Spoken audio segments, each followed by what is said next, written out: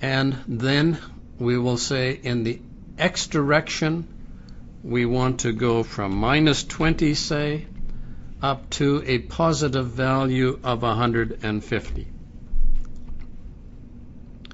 In the y direction, let's say that we want to go from minus 20 up to a positive value of 60. What GeoStudio now has done is, with these dimensions on the selected paper size, we would need a scale of 1 to 394 in the horizontal direction and a scale of 1 to 286 in the vertical direction. We don't want to work at these odd scales. Now we can recheck this option here, calculate maximum extents from scale and origin. And now we should refine this and make it an even number like 400.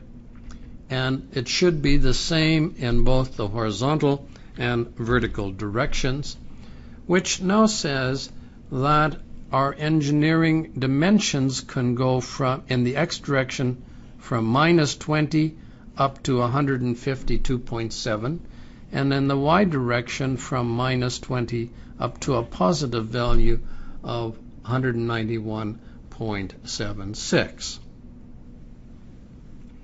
So the procedure is, if you know the approximate extents of the problem, is to uncheck this option, type in the approximate extents, then check this option here, and then refine the scale to a nice even number as something like 1 in 400.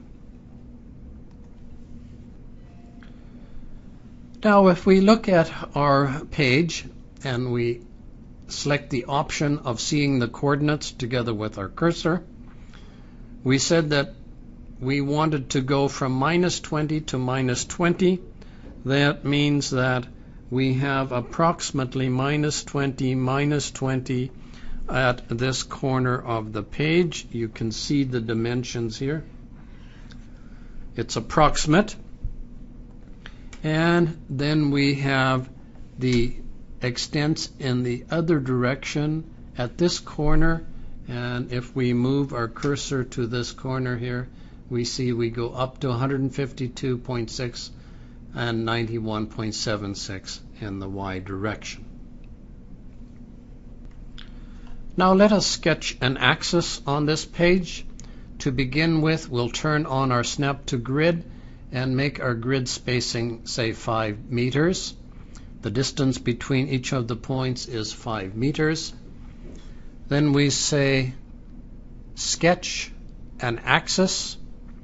We want the label at the bottom to be meters, and the y-coordinate or the vertical direction to be meters.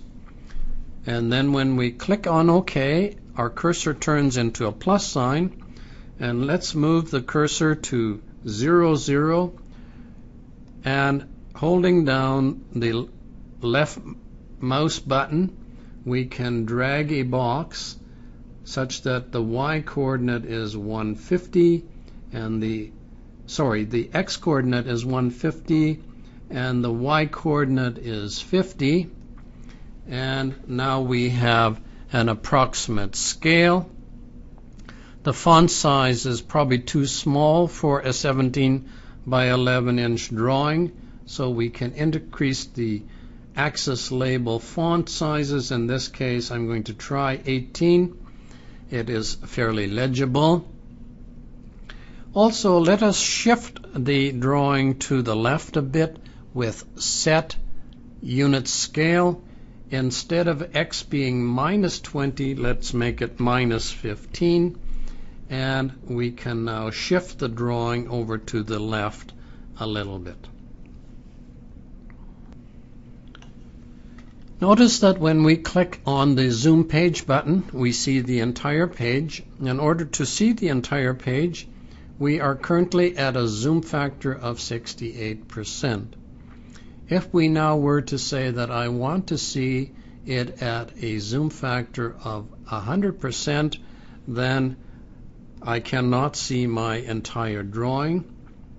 But it is at this zoom factor that we should be able to see clearly and with the naked eye all the objects that have been defined as part of the problem definition. Clicking on the Zoom All Objects button, this is all the objects we have defined so far, and so we see everything on the page and at a zoom factor of 77%.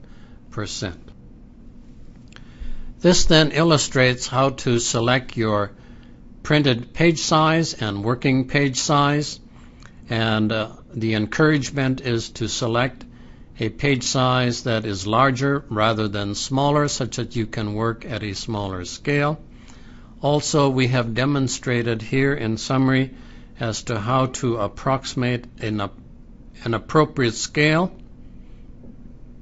and we would highly encourage you to always select a scale that is the same in the horizontal and vertical direction, and the scale number should be a nice round number like 1 to 100, 1 to 200, 1 to 250, or some nice rounded number.